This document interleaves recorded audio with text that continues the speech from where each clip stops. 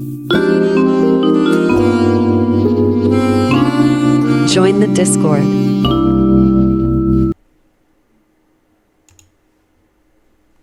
Why Kick would change the internet forever? Go. Kick is taking over right now, and trust me when I say this could be one of the worst things that's ever happened in internet history. Now let me explain. When XQC partnered up with Kick, this marked one of the most transformative moments in social media. Big tech companies are finally being competed against with new, strong, freedom of speech first sites. While Rumble takes off in the background, Kick is one of the main sites, slicing into big tech's control of the internet. In particular, Kick is challenging the dominance of Twitch, one of the worst sites for freedom of speech. Because you see, XQC's move to Kick was not just a simple platform switch, this is a seismic event in the streaming world, and everyone is talking about it. And for XQC, this is truly one of the best contracts he could have possibly dreamed of. A 2-year, $100 million deal. 100 million? Bro, I'll stream on a potato if you want me to, bruh. 100 millibomb? $100 million salary plus tips. His name is Felix Lengyel. Now he's a multi-millionaire. Bro. It's not even exclusive, all whilst providing XQC the 12th quote largest sports contract. It's not even exclusive? Hold on. A contract that's not even exclusive, all whilst providing. He don't even got us. They just, bro. Providing XQC the 12th quote largest sports contract ever signed, and at the same time, this is allowing Kick to take over the internet. Because what is far more crazy than this contract is what this contract means for social media, as this has caused for the first time in Kick's history the just chatting section, a popular category where streamers interact with their audience, to now have more viewers than Twitch's equivalent, attributed to the recent term the Aiden Ross and XQC effect. I mean, XQC's debut. Oh, Aiden went over there too? And Destiny? On Kick alone led to a huge surge in traffic that led to 50 times the usual level of engagement on Kick's site, 50 causing stability issues and even causing. Bro! One guy, he's carrying Kick, bro. He's carrying. The site to crash temporarily, and it wasn't just XQC that jumped ship either. crash? Other prominent streamers have also followed suit. Amaranth, another popular streamer, announced her move to Kick just days after XQC's announcement, and her debut on Kick attracted over 11,000 viewers. Oh, you know why. You know why that happened. You know what I'm saying? You know why that happened. She saw money, her viewers saw, you know what I'm saying? You know what I'm saying?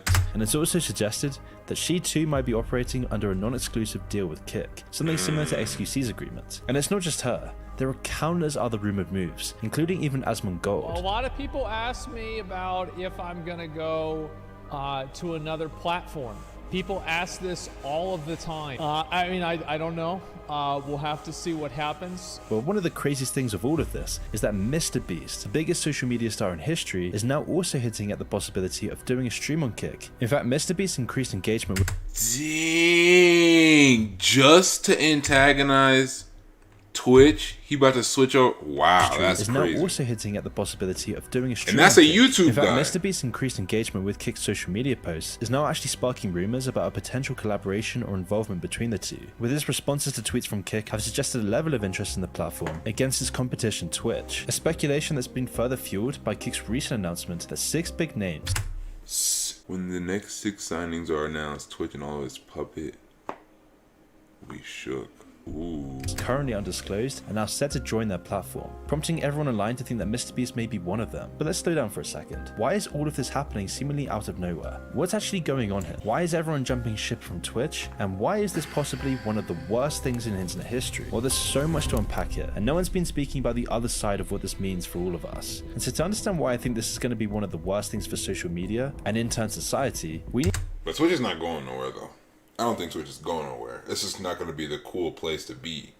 You know what I'm saying? Twitch got the backing of Amazon, I think.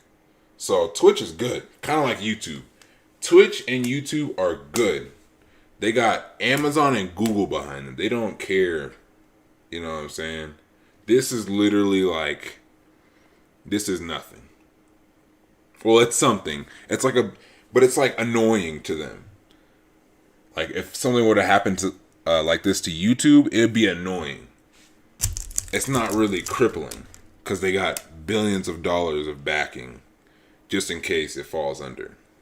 We need to see why Kick will destroy Twitch in the next few years. And to understand this, we need to see why XQC actually moved to Kick. Now, for those who don't know who XQC is, he is the biggest streamer in the world, and his move from Twitch to Kick was a huge loss for Twitch. And in a recent video, he described exactly why he did this. Now, aside from the obvious reason here, there were some other interesting signs of something much larger happening in the big tech world. In the video explaining the move, he discussed the need for healthy competition and collaboration in the streaming space. Lack in competition, and I feel like because I'm something that I haven't said in a long time, okay, and it's pretty insane. I think discoverability has been suffering, and I feel like not having options for people just no competition. It seems like we haven't seen a lot of people blow up and come out of the woodwork and just be able to discover themselves, and people discover them just with basic Twitch discoverability. Claiming that Twitch needs competition and that they're not taking care of their creators, something that he's personally been affected by after being banned 3 times on Twitch. And this guy's one of the most vanilla creators out there. Twitch is notorious for being one of the most censoring, anti-free speech sites the internet has ever seen. And that's why one of the main points to discuss in the video is the potential Yeah, they're like Nazis over there, bro. It's crazy. I don't think I could ever go to Twitch. I don't know. YouTube is also like, you know what I'm saying? But if you like certain figures, if you shut up about, like, you're good. But Twitch, just like if you even talk about any group of people, that's the craziest part. It's a whole group of people that if you talk about, you know what I'm saying, there are multiple groups of people that if you talk about, they'll just like shut you completely down. And I can't respect that personally. Also, YouTube, you can make videos and all be in one spot. Twitch, you kind of got to split it up. bottleneck caused by having only one dominant player in a platform, as Twitch has a monopoly on streaming as a whole, as XQC stressed the importance of being able to explore other options, and push away from the control that Twitch has online. And I mean, he's not wrong here. Twitch is the most authoritarian social media site out there, with the site banning watch as just simp, incel, and virgin, along with introducing misinformation standards that can penalize users propagating, quote, false information that goes against mainstream narratives to Twitch. And a lot of this stems from Twitch moderation system. I mean, in 2020, Twitch instituted a safety advisory council tasked with formulating new policies, promoting responsible streaming habits, and safeguarding marginalized groups. However, controversy was sparked with the appointment of Steph Lower to the council. Now, there was controversy surrounding this, given her remarks like, I think a lot of you gamers are actually white supremacists. Just a fact. and her personal identification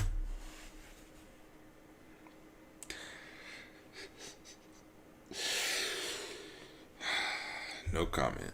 as deer gender, a term she used to describe her identification with a deer. Further fuel was then added to the controversy.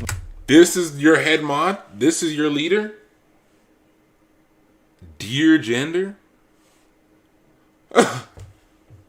This is what her chat looks like?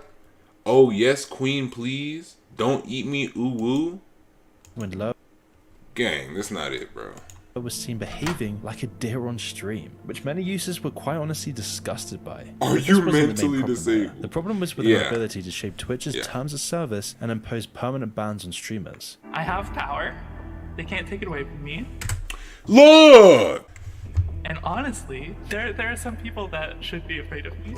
And she would use her powers with glee, creating one of the biggest echo chambers that we see today with Twitch, stifling any creators that went against the status quo on the site. And it was the stifling of creators with diverging opinions by Twitch that eventually led to the biggest, most vanilla jellyfish creators being suspended on the site. People like XQC, one of the most bland, uncontroversial people that has risen to the top of the platform. However, You didn't have to call him bland. That was a little over the top. You didn't have to call him bland. Unproblematic, cool. Down to earth, alright. But bland, come on now. Come on now. However, this doesn't stop with just Twitch censorship, as importantly MrBeast fired shots at Twitch on Twitter for its terrible support towards the financial growth of its creators, as he claimed that Twitch should instead focus on fostering creators' earnings potential rather than capping it. And in stark contrast, Kick has been making waves by luring content creators with its enticing revenue split and non-exclusivity contracts, providing a revenue model where out of the 100% of total earnings, 95% of this goes towards the streamer, with only 5% going to the platform, a highly competitive rate that has actually actually prompted Twitch to introduce a 70-30 revenue split model for some creators, but today it still stands at 50-50. But it doesn't stop there. They take hat? No way. Revenue split model for some They creators, take but half today of your it still stands bread? streaming, including sleep, this adds up to a substantial amount of money. In addition, Kick doesn't censor people for bogus reasons. There aren't power mods pushing a narrative. There is no political echo chamber ruining Kick, like there is with Twitch. But all of this does beg the question, how on earth is Kick able to afford any of this? 100 million contract there, 95-5 revenue splits, hourly wages? 95.5? Yo! Rampant marketing and endless new contracts with the world's biggest streamers, all of this competing against Jeff Bezos' Twitch that has all the funds of Amazon and all trillion? Okay, this is crazy. You asking for 50% of all subs when you have $1 trillion at your disposal? of the corporate silicon backing that you could dream of. How on earth is Kick doing all of this? And what is the future going to look like between Twitch and Kick? Well, you see, this is where things take a much darker turn. Here's why. You see, Kick was founded less than a year ago, on December 1st, 2022, and the entire goal of the site was to defeat Twitch once and for all, through looser moderation policies and high revenue shares for streamers. At least that's what the founders of Kick wanted people to believe. However, these co-founders weren't your typical Silicon Valley startup founders. They were Bijan Tehrani and Ed Craven, also known as the co-founders of Stake.com, a crypto casino company operating out of Australia. Now, the company's history is very shady, and this video would be way too long if I went into all the details, but they've been in a bunch of controversies for using celebrity endorsements and sponsorships to promote gambling, forming partnerships with Twitch streamers, celebrities, and major corporations such as the UFC. And the founders are known online for posting videos of themselves gambling on the platform, which raised some questions in the past about the legality of the company's actual operations, given that online casinos are prohibited in Australia. And the people funding Stake? Saudi Arabian oil lords, who could potentially influence the company's strategies and decision making, as these investors may have specific interests or political goals related to the live streaming and entertainment industry. They want to gain money and power rather than just making money from the site alone. And that's where the concept of lifetime value of a customer is introduced. Now, this refers to the amount of money a customer is likely to spend over the lifetime of interacting with a product or service. And because Kick is so affiliated with gambling, this is where they will dick people for a lifetime, all while sucking their money away. In addition, Stake.com's use of cryptocurrency has made people skeptical of the company, as the company's use of digital currencies makes it universally accessible around the world and evasive from any central government regulation, which is a very dangerous thing when it comes to gambling, because with these factors combined, Stake.com creates a false sense of winning and losing, as by using cryptocurrencies, you'll often lose large amounts of money in a matter of minutes, only to recoup it back with a jackpot moments later, straight into your Bitcoin wallet. And this dynamic was perfectly exemplified by Trainwreck's TV, a streamer who had over 2 million followers on Twitch, and who became infamous for his gambling streams, where he waged away millions of dollars. Keep going! No! Oh my god!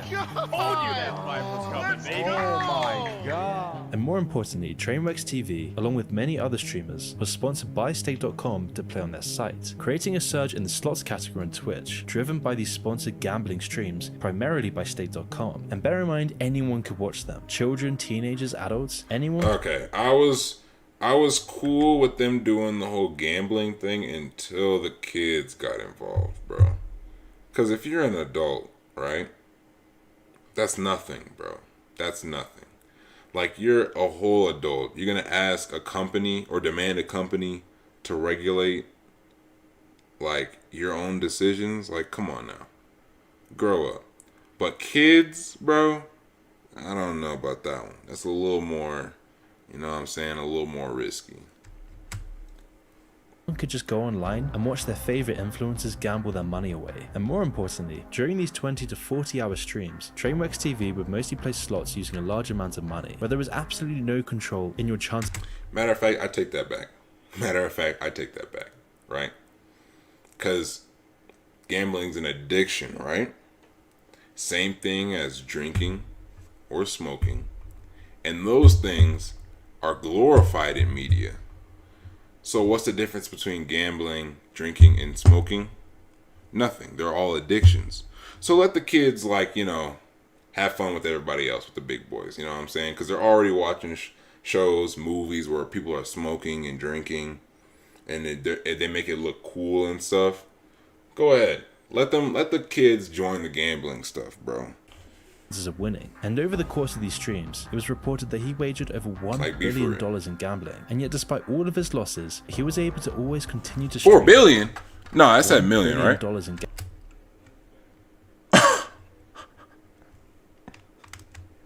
Some people just live completely different lives, bro. Some people just live completely different lives. This guy lives in a very sterile, gray house, boring house with too many windows with no curtains, gambling away $4 billion worth of money. And me, I sit in my bedroom, my kinda semi-clean bedroom, making minimum wage and streaming for no money in front of nobody. You know what I'm saying?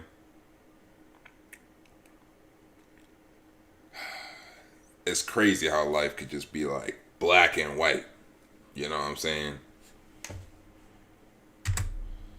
gambling. And yet despite all of his losses, he was able to always continue to stream because of his contract with Stake.com, in addition to his 40 million and 22.5 million large jackpots. And yet even with these high jackpots, he was always down at least a few $1,000,000. And yet he was always able to continue gambling because he was being paid by the gambling site that he was losing this money to. Which brings up questions. Stake.com was actually manipulating the games that he was playing, all while funding all of his gambling and paying him extra to do it, all while promoting gambling to a huge audience around the world. But it wasn't just people like Trainwreck's TV, it's gone way bigger than this. Stake.com is particularly famous for they got Drake, bro. They got Drake.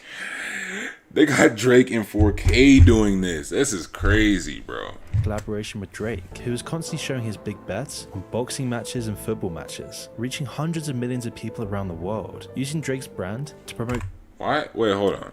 in football matches. This is Drake's official Instagram? Why he got this random African American thug on his like profile picture? Like, that's not you, Drake. We know this isn't you. You're the zesty light skin. Like, why are you trying to like?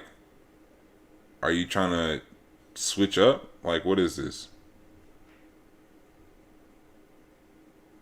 I'm gonna let it slide. Hundreds of millions of people around the world, using Drake's brand to promote gambling to anyone in his audience. Yes! Oh my God! Yes! Yes!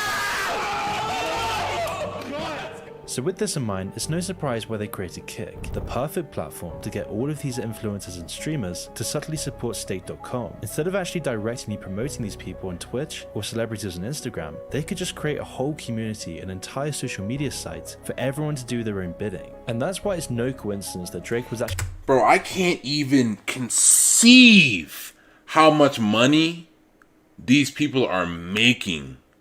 I don't mean the people on screen. I mean like the company behind this. They must be making like it's crazy. They might be like making the same amount of money that like the US lottery or like the Texas lottery makes, bro. Maybe even more. Like, it is so crazy. It is so crazy, bro. one of the first people to do a live stream on Kick, in addition to Trainwreck's TV, which came just at the perfect timing as he was banned from Twitch for gambling during these streams. And then with some huge contracts of tens of millions of dollars, new streamers passed. Wait, so Aiden, wait, hold on. It was Aiden Ross? Streams. And then with some huge... So Aiden Ross gets banned from Twitch live streaming platform to go over to Kick, famous for gambling, which is also a live streaming platform. Got it. Contracts of tens of millions of dollars. New streamers piled in. People like Aiden Ross and Bruce drop him off. In fact, it's claimed that Aiden Ross's contract could have been above $100 million. And then, of course, we're here today. And with Aiden Ross moving to Kick, the site has massive... Aiden Ross is such an enigma. How does this guy get in with so many and then, of like course, we're people here today. and Aiden make Ross so moving to much Kick, money? Like, it doesn't make sense. How? Like, if you were to watch him, You just think he's like some random cornball.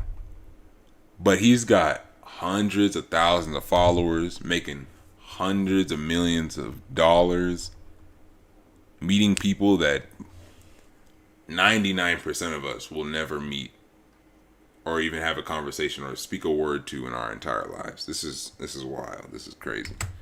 The site has massively grown since, and whilst this might not seem crazy, people like Destiny would then jump on board, and in some cases gaining more views on Kick than he did on YouTube. And now with the recent flurry of streamers heading towards the site, this Destiny process is having only blue being hair is capitalized actually further and hilarious. further. And as Kick gains more popularity, this means that Stake is able to promote gambling to an even greater audience. And if they do eventually get to Twitch's size, they will have unparalleled influence compared to any other gambling site in the world, with the ability to use the internet's most beloved influencers to promote gambling to anyone and everyone, which will only continue to fund Kick's dominance. And yet at the same time, Twitch's financial stability is uncertain. Despite reporting $2.8 billion in revenue in 2022, it's unclear how much of this was actually profit. The platform's main sources of income are subscribers, in-app purchases, partnerships with brands, sponsorships, and advertising. However, Twitch users are becoming frustrated with the high number of non-skippable ads, leading to a huge decrease in hours watched and Nah, viewers. facts, bro.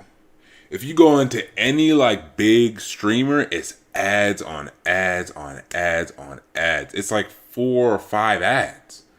How do they even get away with that? Like, it's actually crazy. Like, I thought YouTube was bad. You get like you get a pre-video ad, an ad after like 2 minutes, and then after that, an ad after like 5 minutes. If that. If you got a short video, then you get like an ad after 2 minutes, and then another ad after another 2 minutes, and then another ad after another like 3 minutes. And then you get like an ending ad where they try to rope you into watching the next video, and then you get 2 ads in between the ending of the first video and the next video. It's like, bro, leave me alone. And then they banned ad blocker. And it's like, bro, if I have enough common sense, enough knowledge, enough know-how to hate ads so much that I download software onto my computer to get rid of them, you think I'm going to fall for that? You think I'm going to fall for an ad after I go so far out of my way to avoid them? No, I'm not, bro. Ads! So many ads! Oh my god, why so many ads? I got 14 ads! What the fuck? Each 30 seconds? What is going on? I can't see! Ads! 14 fucking ads! How is this allowed? 14 ads, 30 seconds each! What is going on? And as Twitch continues to ban these big streamers, like the recently banned popular streamer Kai, who quickly became one of the most subscribed creators on the platform, this is only making people more resentful towards the site. And because their financial future is getting banning Kai like every other like week. It's kind of crazy. Like, he should really just go to Kick. I'm gonna be honest. Like, YouTube, like, you can't listen to music, so it's kind of, you know, I can see like a guy like that would not want to go to YouTube, but Kick is like right there, bro. Kick is right there, bro. shaky, Twitch's CEO is reducing any creator's 70-30 splits back down to 50-50 splits, no matter how big their influence is. All while YouTube gaming in their livestream sector is also digging into Twitch, with YouTube alone holding Bro, that should be illegal. You're providing people are living off this money, and they might be living right up to their heads in this money. Like, they might be spending all this money to fund their lifestyle, and then you take away 20% of that. Like, imagine, like 20% of your income just gets taken away for literally no reason. Like, are you serious? This is my job. Imagine if you were working at Walmart and they were like, you know what? We're taking away $10 or $4 off your next paycheck and every paycheck after that. Yeah. You don't need the money. So why are you taking it away from me? Like, what is this? Nearly 15% of the market share in the live streaming space. And yet, even though they're smaller than Twitch, they generated $29 billion last year in revenue, offering a 70-30 split for streamers, all while providing a whole YouTube channel for these streamers to post regularly, allowing them to earn even more revenue. And things only became so much worse when Twitch announced one of the worst policies imaginable, a policy that would have potentially driven away the majority of its streamers. Now, this policy involves sponsored and branded content, limiting branded overlays to 3% of a stream, and prohibiting audio ads during streams, due to the audience pushback against ads and streams. However, this caused concern among streamers, as the majority of their revenue comes from sponsorships and partnerships with other brands, all while also decimating esports organizations that rely on Twitch for advertising revenue and sponsorships to survive, showcasing more of Twitch's greedy decision making that is driving away the streamers and users from the platform. Now, the reason they likely did this was to push all streamers to use Twitch for sponsorships, so that cut of their income. However, streamers like XQC were outraged by this policy change, a change that was attempting to force them to comply with Twitch's insensitive program to take even more money,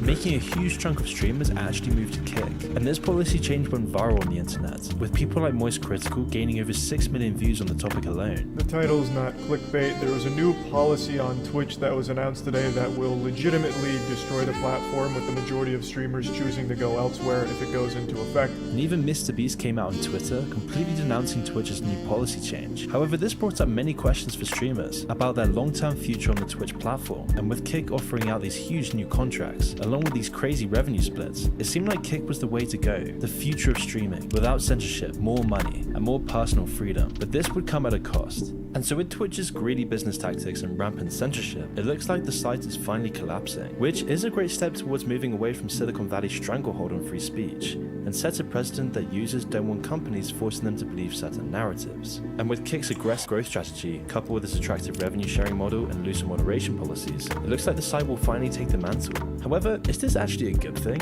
A Saudi-funded gambling site controlling influencers to promote gambling to everyone, addicting a whole generation to losing their money and ruining their lives, all with the push of the Saudi royal family? While Twitch is degenerate and a sewer pipe of hedonism, is Kick really any better? Is the site just using free speech as a tool for shoving their own degenerate beliefs into the public consciousness? I guess only time will tell.